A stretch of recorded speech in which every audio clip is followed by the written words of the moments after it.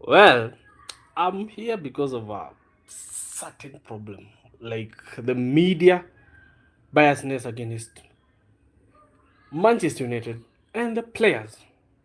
Like it is something that has been happening for a while, and even up to now is happening.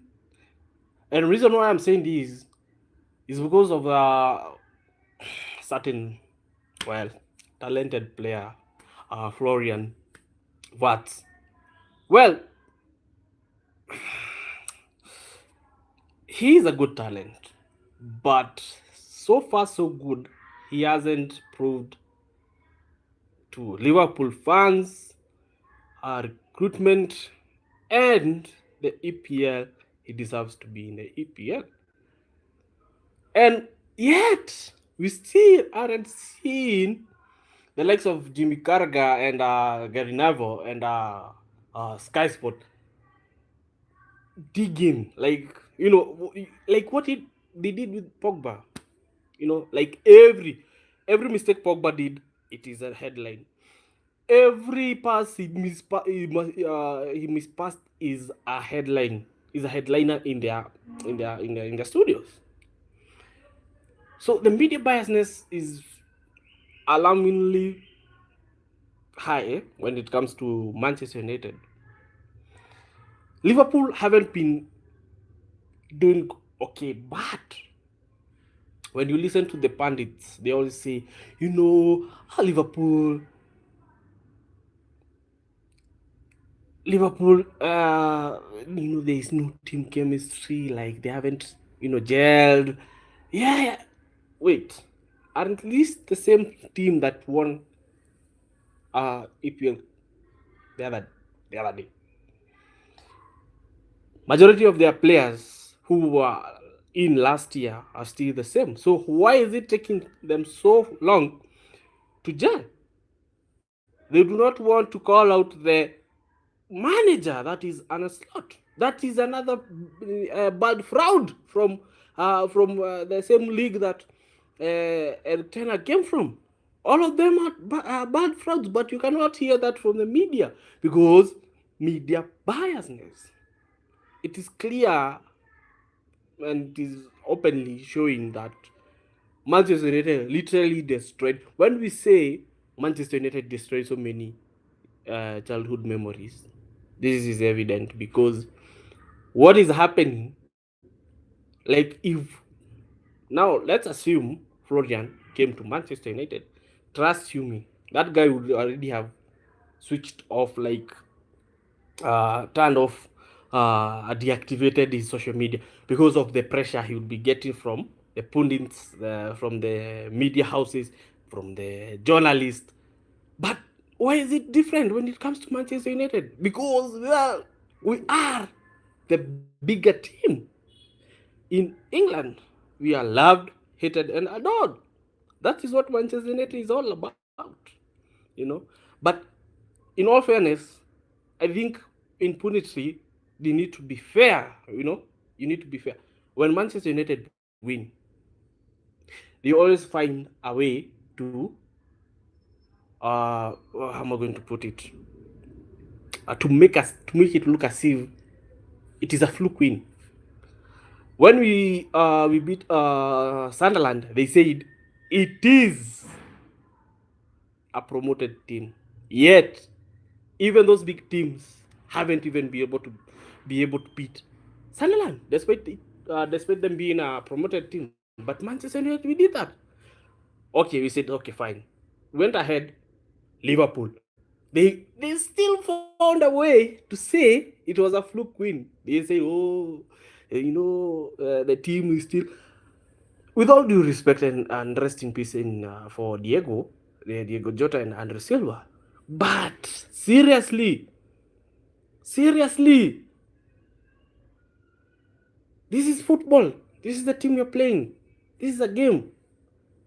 So if now, for example, now if Liverpool doesn't win anything this season, will they still blame it on mourning at Diego Jota? No, they won't, because this is football. But because it's not Manchester United, There is no problem. There is no problem because it's not Manchester United. So what I'm saying with Florian Watts and let me finish with Florian before I go to Isaac. So what I'm seeing with Florian Watts and there is no pressure on him. I ask myself, this guy literally costed the this is a British record for a midfielder. Was it 135 going up to 150 million pounds? Yet in 15 games he has nothing to show off. We just see them highlighting a few games, one to one two, and the only time he has performed is when he's playing against teams in Germany, teams that he's already used to. You see, that's where the unfairness is coming in, and that's where the biggest problem is. Why is it that when it comes to Manchester United, the media houses can even ban their studios to come and bash Manchester United because we sell.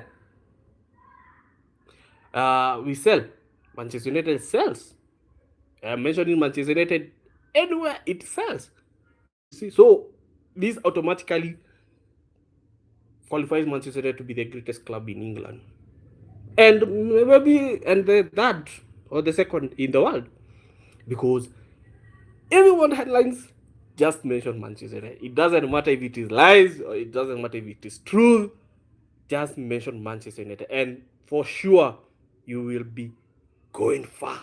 And that's what the bad side and the sad thing most journalists are doing. They just create stories out of air.